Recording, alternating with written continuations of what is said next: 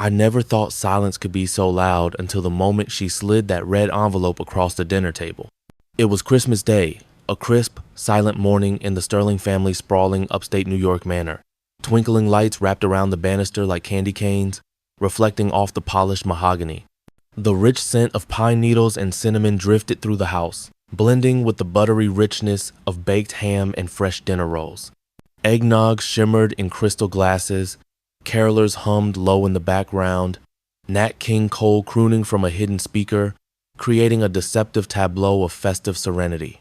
Olivia, my wife of 5 years, smiled with her teeth but not her eyes as she pushed the crimson envelope toward me across the antique cherrywood. Her mother, Eleanor Sterling Sr., raised a crystal glass, toasting to family and blessings, her voice a practiced sweetness that always grated on my nerves. Her brother, Victor, a perpetually smug financier who always seemed to be laughing at some private joke, chuckled too loudly at something trivial. It was all a performance, a meticulously staged production of domestic bliss designed to conceal the rot beneath.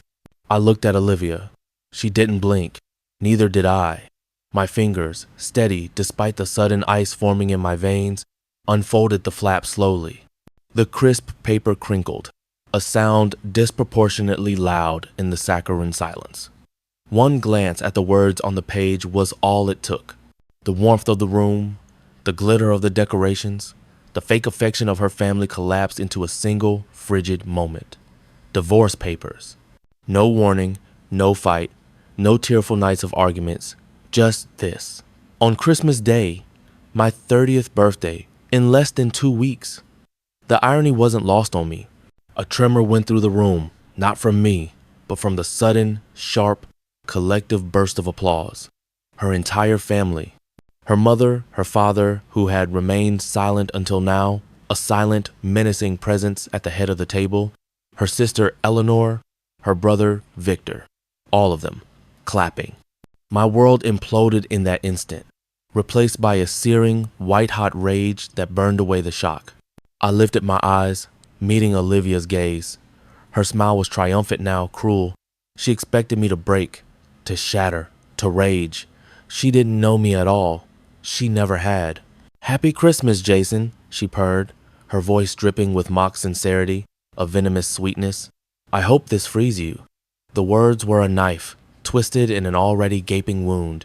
She thought she was delivering the final blow, the ultimate humiliation. I took a slow, deep breath, letting the icy tendrils of fury coil around me, sharpening my senses, clearing my mind of everything but the cold, hard logic of my profession. I was Jason Hayes, a corporate lawyer, a specialist in financial forensics. My job was to find the hidden truths, the concealed deceptions and complex networks of money and power. I lived for the details, for the patterns others missed, for the satisfying click when disparate pieces of information suddenly aligned. And for the last 8 months, a different kind of investigation had consumed my every waking moment, every sleepless night, every ounce of my formidable analytical skill. This wasn't about legal precedent. It was about raw, human betrayal. "As a matter of fact, Olivia," I replied, my voice calm, almost unnervingly so, a stark counterpoint to the turmoil churning within me, "you've done me an immense favor." My gaze swept over the applauding faces, each one now frozen in a rictus of shock as they realized their anticipated triumph was slipping away. I reached under the table, my hand finding the small, exquisitely wrapped package I'd placed there hours ago. It was adorned with a silver ribbon, painstakingly tied, a mockery of the festive spirit, just like the one I'd used to wrap her Christmas gift last year. It was my gift for her, and for them. I placed it gently on the table, sliding it towards her with a deliberate slowness that heightened the tension. Olivia's triumphant smile faltered, replaced by a flicker of confusion, then suspicion. Her mother's clapping slowly died down, a strained, quiet descending as all eyes fixed on the small, silver box, a tiny, innocuous parcel that now seemed to hum with a dangerous energy. "A parting gift," I said, my voice cutting through the sudden, anxious silence, each word a carefully honed blade, precise and cutting, "from me to you and the rest of the Sterling family." Olivia, still looking bewildered, Her perfectly manicured fingers, trembling slightly, tore at the paper. Inside, nestled on a bed of black velvet, was a silver USB drive. Simple, elegant, deadly. Attached to it, a handwritten note from me. Her eyes scanned my neat script, then widened, first in disbelief, then in dawning, horrifying recognition. The blood drained from her face, leaving her complexion ashen, sickly. "No," she whispered, her voice barely audible, a ragged gasp of air.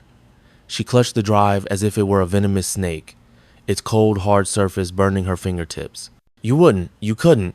"Oh, but I would," I countered, my voice regaining its strength, a triumphant crescendo, echoing with the authority of a prosecutor delivering a damning closing statement. "Because unlike you, Olivia, I don't lie, and I always finish what I start." Her eyes darted to Victor, then to her mother. Their faces, once smug, were now pale, their smiles frozen in grotesque masks of fear. The applause had died. The silence was deafening, suffocating. What none of them knew was that this small silver gift was only the beginning. It was the fuse, not the explosion. I had been planning this for months. I never thought betrayal could run so deep until it had enveloped my entire life, disguised by the festive cheer of Christmas. The rot in my marriage to Olivia hadn't appeared overnight. It was a slow, insidious decay, like a hidden mold spreading through the foundations of a once sturdy house. When we first met 7 years ago at a charity gala, she was everything I thought I wanted. Beautiful, sophisticated, effortlessly charming, with a sharp wit that kept me on my toes. She had a laugh that could fill a room, a sparkle in her eyes that promised a life of adventure. She came from old money, the Sterling family name synonymous with philanthropic endeavors and shrewd investments stretching back generations in New York's elite circles. I was a rising star at Blackwood and Hayes, a boutique law firm specializing in complex financial litigation. We were a power couple, or so I thought.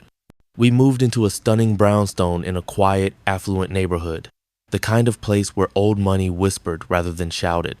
Our lives seemed perfectly curated, designed for success and happiness. Our wedding had been a lavish affair at the Sterling Manor, a spectacle for their social register attended by senators and CEOs. Even then, a part of me felt like an outsider, a capable professional brought in to complete the Sterling family portrait. Olivia always seemed a little distant, focused on appearances, on maintaining the perfect veneer. I chalked it up to her upbringing, her old money reserve, a certain aristocratic detachment. I was naive, blinded by what I believed was love. My first real suspicion arose 8 months prior, not from an emotional intuition, but from an analytical observation, the kind my profession trained me for. Olivia had always been meticulous with her schedule, almost obsessively so. Every minute accounted for, every social engagement carefully logged. But then there were the unexplained late nights, the sudden girls' trips to cities like Miami or Aspen that seemed to coincide perfectly with Victor's increasingly frequent business travels. The vague answers when I asked about her day. Each anomaly in isolation was dismissible. Together, they formed a pattern, a discordant note in the symphony of our lives. It began subtly. A stray text notification on her phone, quickly dismissed before I could glimpse it. A strange hotel receipt for a weekend trip to Miami she claimed was for a charity gala, but lacked any mention on the organization's public calendar. A particular cologne that wasn't mine, an expensive, musky scent I occasionally caught on her clothes or in her car, lingering like a phantom presence. My legal mind, trained to identify discrepancies, to sniff out the smallest deviations from the norm, began to assemble the puzzle pieces. It was like a complex financial audit where the numbers almost, but not quite, added up. I had tried to confront her, gently at first, attempting to bridge the growing chasm between us. "Is everything all right, Liv? You seem distracted lately, distant. Is there something you want to talk about?" She'd brush me off with a dismissive wave of her hand, a tight, unconvincing smile. "Just stress, darling. You know how demanding my social calendar is. And mother is always planning something." The lies were always delivered with such practiced ease, such effortless charm, that for a long time, I wanted to believe them. I wanted to cling to the illusion of our perfect life. My firm specialized in white-collar crime, in uncovering intricate financial deceptions and massive corporate cover-ups. I had access to resources, to databases, to tools that most ordinary husbands could only dream of. I knew how to follow a digital trail, how to cross-reference public records, how to connect seemingly disparate pieces of information, to peel back the layers of obfuscation until the truth lay bare. It started as a desperate attempt to prove my suspicions wrong, to reassure myself that I was just being paranoid, that my analytical brain was overthinking. It quickly became a terrifying descent into a reality far uglier, far more sordid than I could have imagined.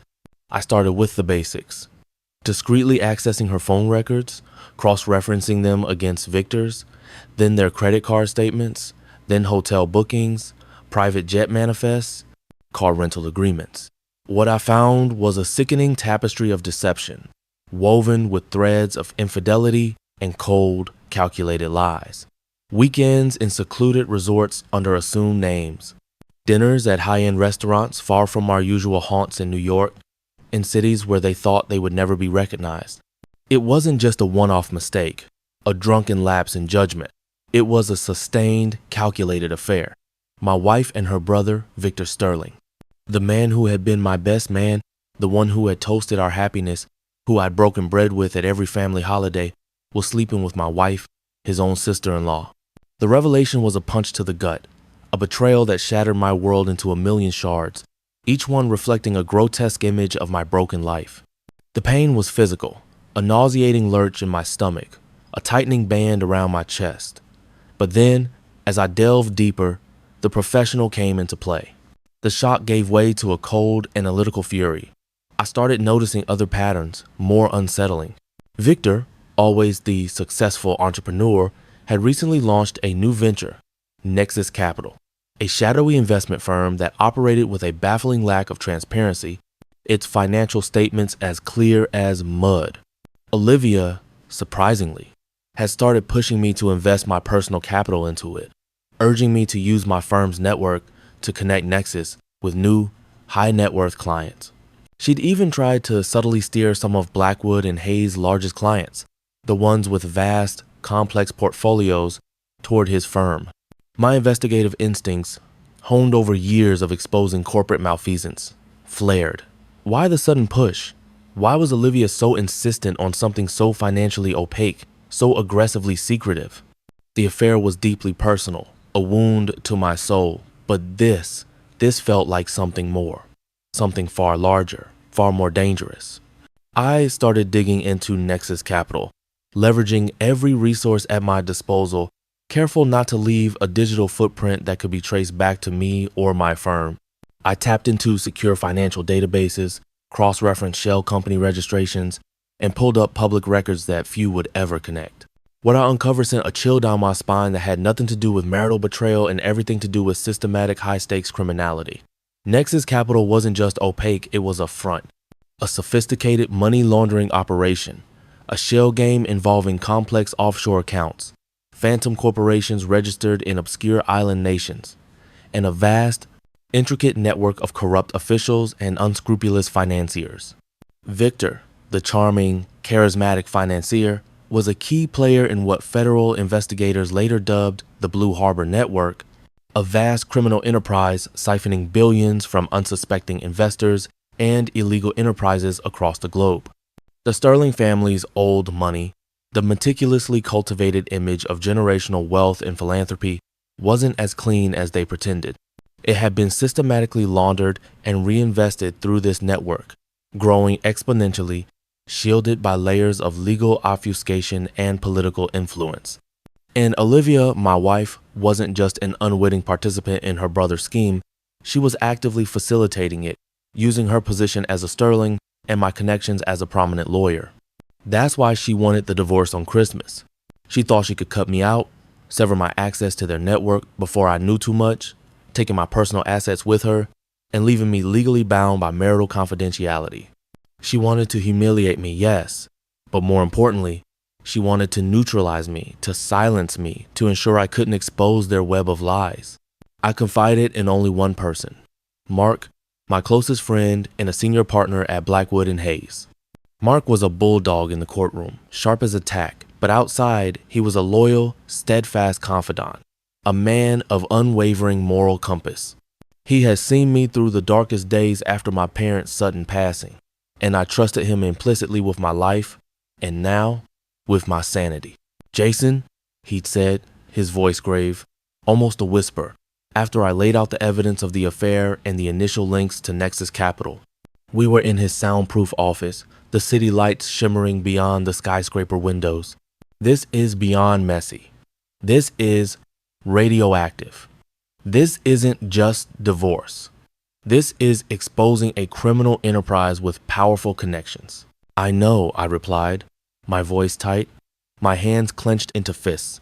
But the deeper I dig, the more I realize this isn't just about Olivia. This is a criminal enterprise, Mark. It touches everything. It's stealing from pensioners, funding illegal activities, destroying lives.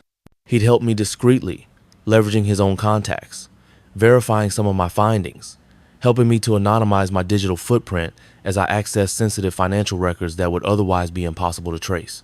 He understood the gravity of what I was uncovering. We worked in secret, late into the night, compiling a dossier that was far more damning than any divorce papers.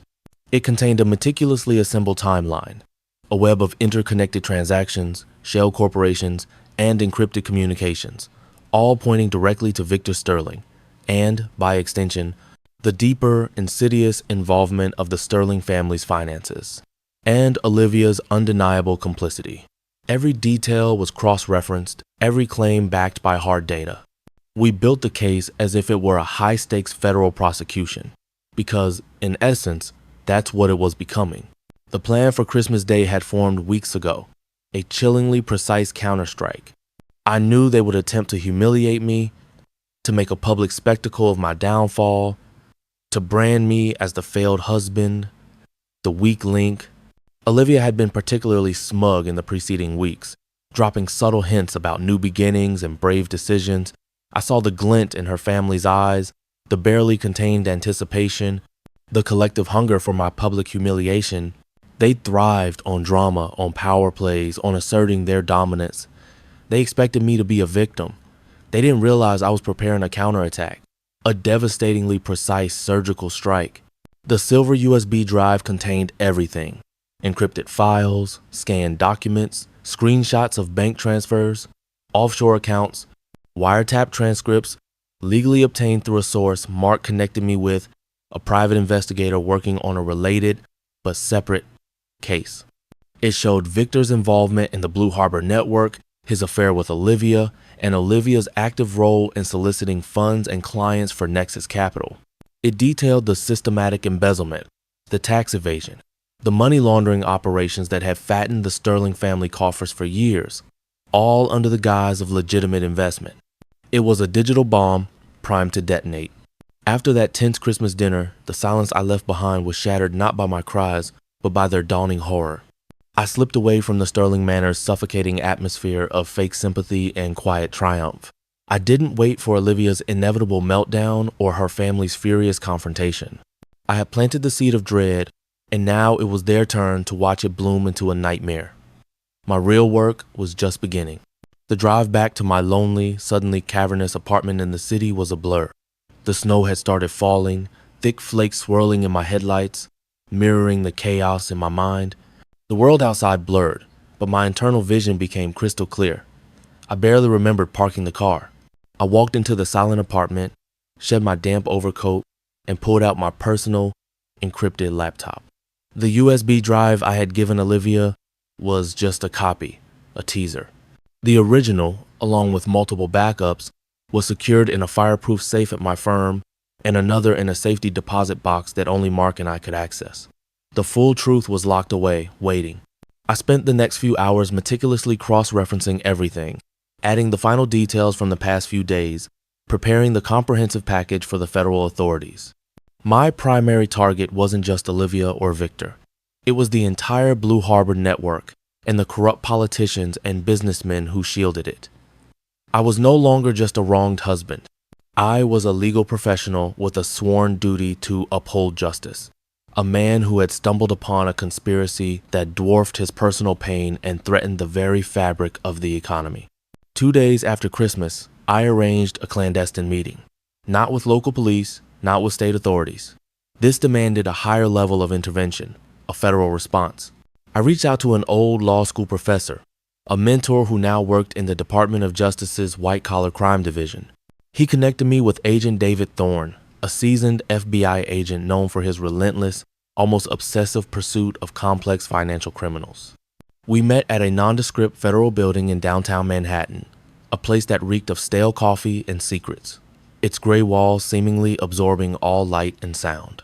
Agent Thorne was a man in his late 40s, with a perpetually tired expression and eyes that missed nothing, ancient and watchful.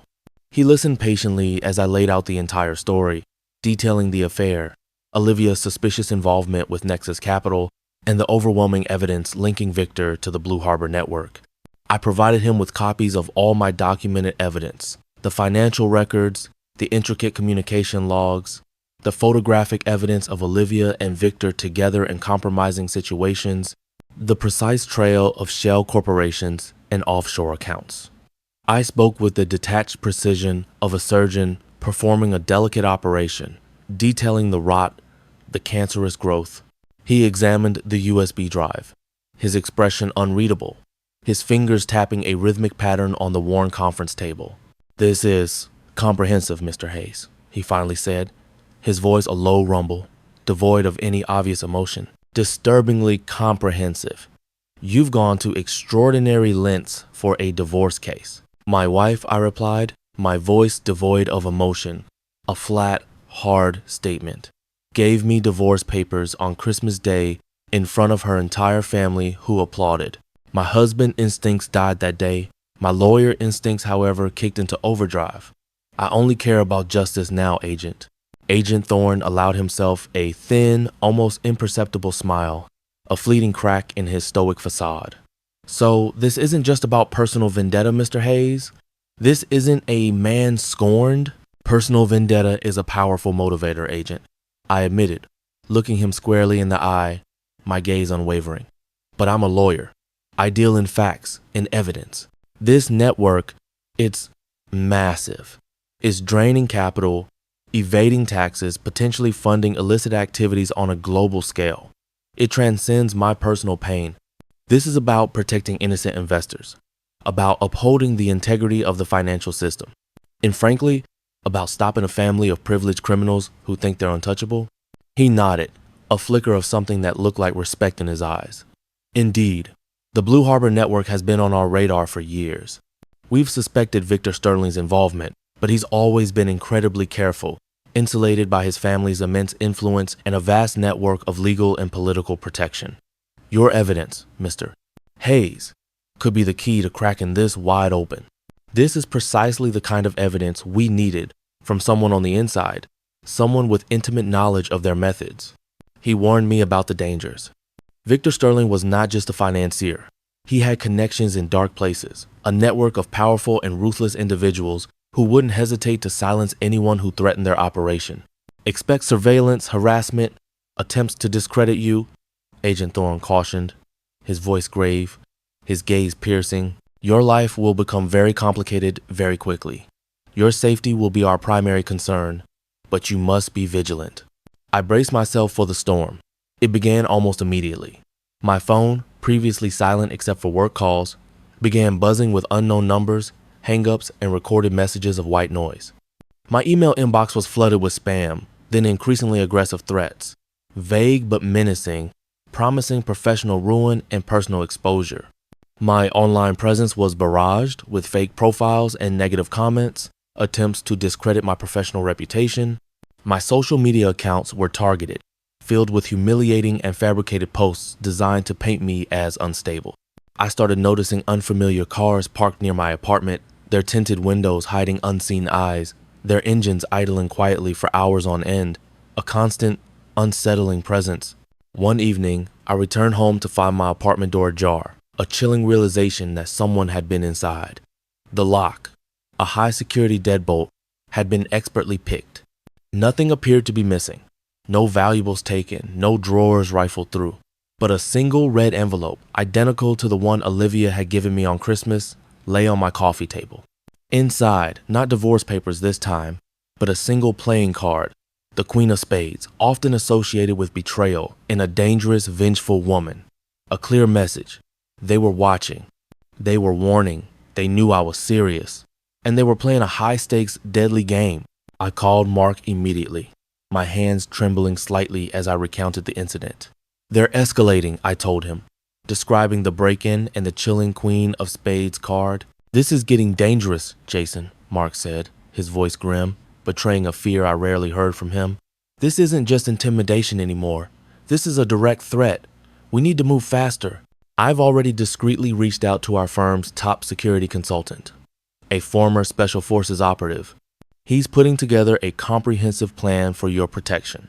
Secure living arrangements, defensive driving courses, counter-surveillance techniques. He also suggested I move out of my apartment temporarily, go to a safe house, live off the grid for a while. I refused. This was my fight, my home. I wouldn't be chased out of it. I wouldn't let them win this battle of wills. Over the next few weeks, I worked even more closely with Agent Thorne's team, pushing myself to the brink of exhaustion, fueled by coffee and an unshakable sense of righteous fury. I provided further analysis, helping them to decrypt obscure files and connecting the dots in Victor's intricate web of shell corporations and illicit dealings. We uncovered layers of complexity that even seasoned investigators found staggering. The scope of the Blue Harbor network was truly staggering. It involved not just money laundering and tax fraud, but also illicit arms dealings, drug trafficking, and even human exploitation, all meticulously hidden behind layers of legitimate-looking transactions and the Sterling family's impeccable reputation. Their philanthropy, their social standing, it was all a smokescreen for a criminal empire built on human misery. Olivia, meanwhile, had vanished from public view. Her social media, once a constant stream of curated perfection, went dark. Her family had withdrawn from the social scene, their public appearances drastically reduced, their usual charity galas noticeably absent from the society pages. The divorce proceedings initiated by Olivia ground to a grinding halt. Her lawyer called my lawyer Mark, offering an extremely generous settlement if I agreed to sign a new, even more restrictive non-disclosure agreement. It was a desperate attempt to buy my silence, to cover their tracks before the hammer fell. They still believed money could solve all their problems. I refused, of course. My silence was not for sale. Then came the direct, physical threat, no longer veiled by a playing card. One snowy evening, as I was leaving my firm, a black SUV, the same one I'd seen near my apartment, pulled up beside me. The window rolled down, revealing Victor Sterling, his face illuminated by the passing streetlights. His usual smug smirk was gone, replaced by a cold, menacing stare, his eyes devoid of any warmth. "You're playing a dangerous game, Jason," he said, his voice a low growl, barely audible above the city noise. A predator's warning. Some things are better left buried. You walk away now, you can keep your firm, your life. You keep digging, and you'll find yourself buried, very deep, where no one will ever find you. We know where you live. We know your routines. "I'm just doing my job, Victor," I replied, my voice steady, betraying none of the fear that coiled in my gut, none of the cold sweat trickling down my spine. I met his gaze, unflinching. "Cleaning up messy balance sheets. And yours, it seems, are a disaster. A criminal one." He laughed, a chilling, humorless sound that sent shivers down my spine. "You're good, Jason, really good. But you're out of your league. This isn't a corporate merger, it's a war. And you're just one man against an army." "Then perhaps you should have thought of that," I said, looking him dead in the eye, my voice laced with steel, "before you started sleeping with my wife. And before you started breaking federal laws that carry life sentences." His face contorted with rage, his jaw clenched, but before he could respond, I turned and walked away, disappearing into the swirling snow, leaving him fuming in the idling SUV, his threats dissolving into the winter air. His threat was followed by increased surveillance, more aggressive attempts to hack my devices, and even a few anonymous phone calls to my firm's largest clients, spreading baseless rumors about my ethical conduct, questioning my sanity, accusing me of financial impropriety. They were trying to isolate me, to cut off my professional lifeline, to make me an outcast. But Mark and the senior partners at Blackwood and Hayes stood by me, having already been fully briefed on the gravity of the situation and the depth of the Sterling family's criminality. They activated their own security protocols, hired private protection for me, and rallied our clients, reassuring them of my integrity and our firm's unwavering commitment to ethical practices. They believed in me, not just as a colleague, but as a man fighting for justice. That support, that unwavering trust, was a lifeline in the deepening darkness. The breakthrough came a month later, born from relentless pressure and strategic information leaks by Agent Thorne's team. They had tightened the noose, squeezing Victor's inner circle until someone finally cracked. Agent Thorne's team, working off the leads I'd provided and newly acquired intelligence, finally managed to flip one of Victor's key lieutenants, a disillusioned former associate named Elias, who had a profound crisis of conscience after realizing the true, horrific extent of the Blue Harbor Network's depravity. Elias provided a treasure trove of direct evidence, including damning recordings of conversations implicating Victor and other high-level players, detailed logs of illicit transactions, and crucial, granular information about the network's global reach and its vulnerabilities. He also revealed that the Blue Harbor Network was preparing for a massive final money laundering operation, a clean sweep of their remaining illegal assets before they disappeared entirely, melting into the financial ether. It was set for early March during a major international finance conference in Washington, D.C., where Victor was scheduled to deliver a keynote address, a final, arrogant display of his perceived invincibility. "This is it, Jason," Agent Thorne said, his voice urgent, crackling with restrained excitement over the secure line. "The chance to take them all down, the whole network, but it's going to be dangerous. Extremely dangerous.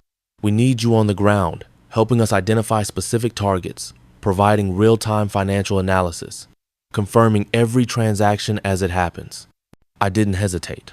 My divorce was still pending, a bitter, lingering taste in my mouth, a wound that might never fully heal, but the personal was now inextricably intertwined with the professional. This wasn't just about punishing Olivia and Victor. It was about dismantling a criminal empire that preyed on the innocent, that corroded the very foundations of the financial system, that threatened the lives of those who dared to expose it.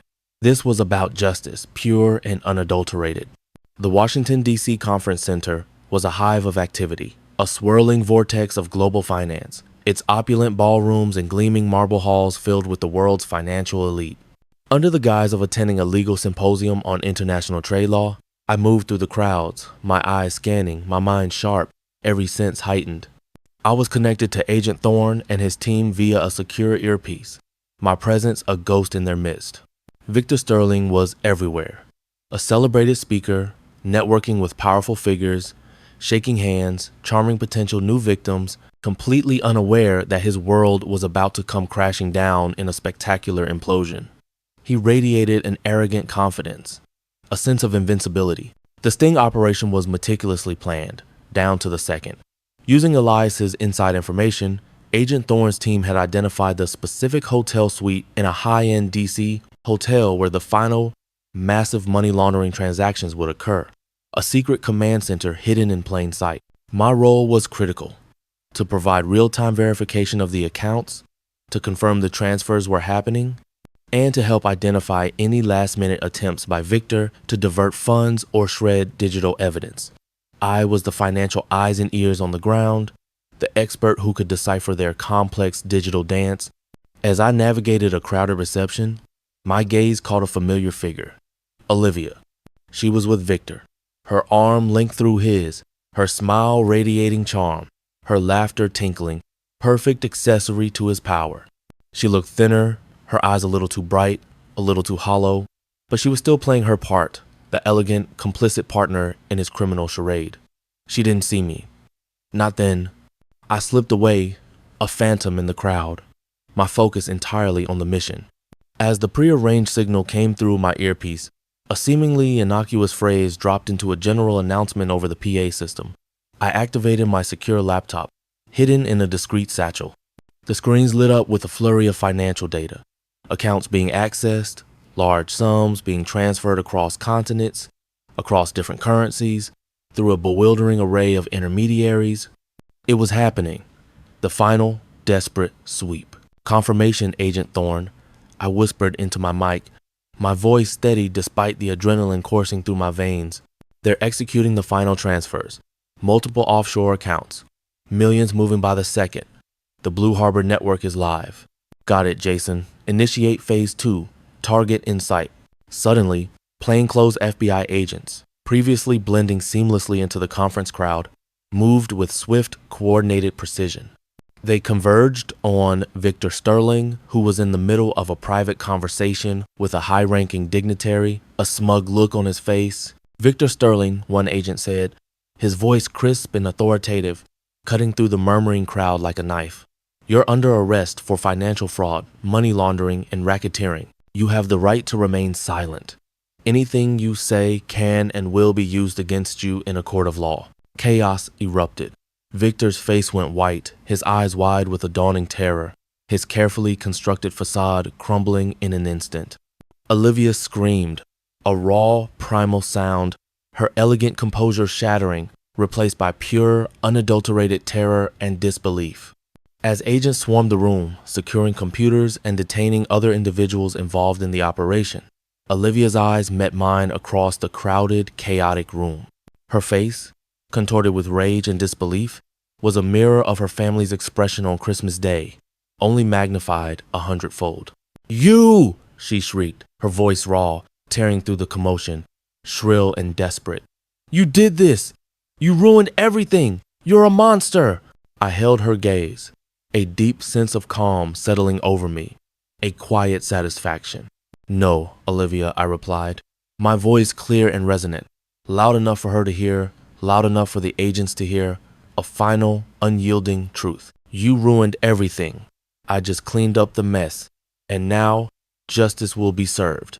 I didn't stay to watch her being led away, screaming and struggling against the agents, her designer clothes suddenly looking pathetic and out of place. My part was done. The truth, meticulously collected and strategically deployed, had finally brought down a criminal empire. The divorce was finalized in under a month. I kept the house, my firm, and my name, unsullied and uncompromised. Olivia walked away with nothing but her maiden name, her reputation in tatters, and a binding non-disclosure agreement she signed in silence. Her furious eyes avoiding mine, the last vestiges of her pride stripped away. I made sure her name never surfaced publicly in connection with the criminal charges, not for her sake, but for mine. Because I needed the story to end, not with more chaos, not with public spectacle, but with a quiet, dignified silence, a testament to the truth. 2 months later, the first indictment dropped. Victor Sterling was formally arrested in Washington, D.C., on charges of financial conspiracy, fraud, and racketeering, facing decades in federal prison. The Blue Harbor network was systematically dismantled, its tentacles, once reaching into every corner of the globe, severed. Several high-level executives and complicit politicians were implicated, their careers and lives ruined, their reputations reduced to ash. The financial industry, rocked by the sheer scale of the scandal, began a much-needed overhaul of its regulatory practices, implementing new safeguards against such pervasive fraud. One morning in March, a few weeks after the trials began, I walked into my firm's office and found a small package on my desk. No return label. Inside, nestled on a bed of black tissue paper, was a silver ribbon, exactly like the one I'd used to wrap her gift on Christmas, and a handwritten note, not from Olivia. From Elias, Victor's former lieutenant, the one who had flipped. Truth is the most dangerous gift of all. Thank you for showing me the way out, for giving me a chance at a clean life. I smiled, a genuine, unburdened smile, as I carefully burned the note in my office fireplace, watching the paper curl into ash, its words a fading whisper. I got back to work. I wasn't the villain. I wasn't the victim. I was just the man who refused to be played, the man who believed in the undeniable, unstoppable power of truth. When you hand a man like me betrayal, wrapped in a red envelope on Christmas Day, when you mock him and applaud his downfall, you better pray he never learns how deep your lies go. Because once he does, once he starts connecting the dots, once he decides that justice is more important than personal pain, there's no court injunction, no non-disclosure agreement, no silence, and no snowstorm that can stop him. He will unravel every lie, expose every deception, and ensure that the truth no matter how uncomfortable, always prevails. My life now, as a lawyer fighting financial corruption, felt more meaningful, more purposeful than it ever had before. I was finally truly free, not just from a failed marriage, but from the burden of their secrets. This wasn't about revenge, it was about redemption. And that, I realized, was the greatest triumph of all.